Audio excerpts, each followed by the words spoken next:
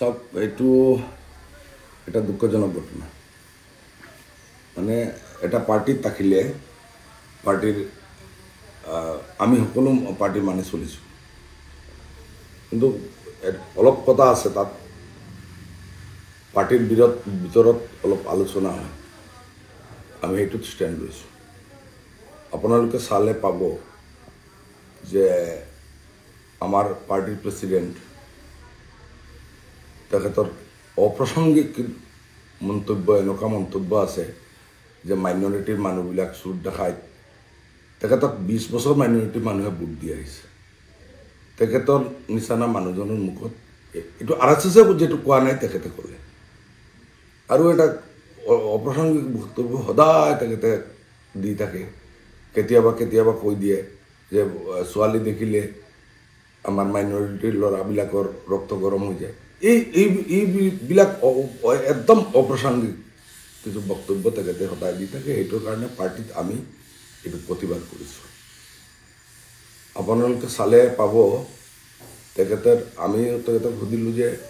আপুনি যে এইবিলাক কৈ থাকে এজন পাৰ্টি প্ৰেছিডেণ্ট হিচাপে যে মানে ক'ত কাক দিব লাষ্ট আপুনি যদি MP ইলেকশ্যনটো চায়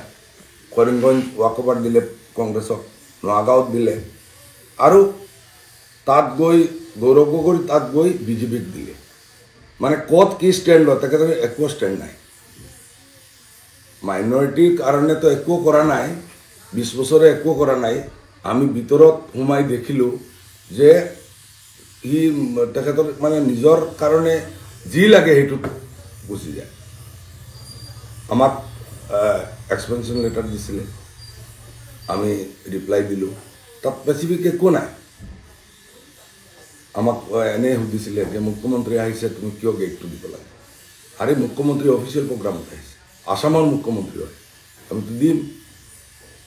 আমি কেতিয়াবা মুখ্যমন্ত্ৰী লগ ধৰোঁ আমাৰ সমষ্টি উন্নয়নৰ কাৰণে তেখেততো গৈ পাওঁ আমি তেখেততো গৈ পাওঁ মুখ্যমন্ত্ৰী অফিচত এইটো আমাৰ কি ভুল আমি জনসাধাৰণৰ স্বাৰ্থে যাওঁ আপনি ক'ব বিচাৰিছে নেকি ইয়াৰ দেশত কোনো গণতন্ত্ৰ নাই গণতন্ত্ৰ নাই ওৱান মেন কমাণ্ড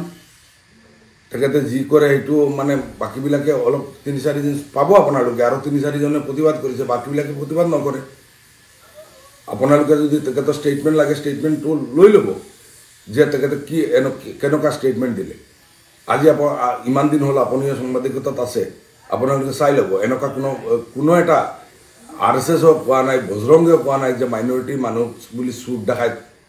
তেখেতক 20 বছৰ ভোট দিলে ভোট দিয়াৰ পিছত তেখেতক গম পালে যে মাইনৰিটিৰ মানুহবিলাক চুৰ দেখায় তেনেকুৱা ক'ব লাগে নেকি ইয়াৰ ভৱিষ্যত কি বুলি দেখে আপুনি আমিতো দেখি আছোঁ AUDFৰ ভৱিষ্যত আৰু কি হ'ব আপুনি এতিয়া কি কৰিব ইয়াৰ দেশত মানে আকৌ জইন কৰাৰ কাৰণে এপ্লাই কৰিব নে মাইনৰিটিৰ মানুহে 20 বছৰ তেখেতক মানে মাইনৰিটি ডমিনেটেড এৰিয়াত যিমান আছিলে মাইনৰিটি মানুহে ইমান ছাপোৰ্ট তেখেতক দিলে 20 বছৰে তেখেতে কি কৰিলে 20 বছৰ পিছত তেখেতে কৈ আছে যে মাইনৰিটিৰ ল'ৰাবিলাক চুৰ দেখায় সেইটোৰ দায়ভাৰ খা যদি বা এনেকুৱা হয় আমি তৰ্কৰ খাতিৰত মানি ল'লোঁ কিন্তু এই দায়ভাৰটা খা এনেকুৱা যদি হয় তেখেতৰ এইটো দায়িত্ব তেখেতে ল'ব লাগিব 20 ইয়াৰ্ছ 20 বছৰ তেখেতক ছাপোৰ্ট কৰি আছে তেখেতে মাইনৰিটি মানুহৰ কাৰণে কি কৰিলে তেখেতে যদি কিবা কৰি থাকে তেখেতৰ এডুকেশ্যন সাইডত যদি তেখেতে কৰে সেইটো তেখেতৰ নিজা বিজনেছ হয় আজি তেখেতে 20 বছৰ মাইনৰিটিৰ মানুহৰ ছাপোৰ্টৰ কাৰণে 20 বছৰ এই দলত আছিলে দল চলাইছে তাৰপিছত তেখেতে যদি এনেকুৱা মন্তব্য কৰে আপোনালোকে কওক সেইটো উচিত নে অনুচিত তেখেতৰ কোনো এনেকুৱা মন্তব্যৰ কাৰণে বহুত লাজ পাব লগা হয় বহুত লাজ পাইছোঁ বহুত ৰিপ্লাই দিব লগা হয় AUDFৰ কাৰণে খোদ আমাৰ প্ৰেছিডেণ্ট নিজে দায়ী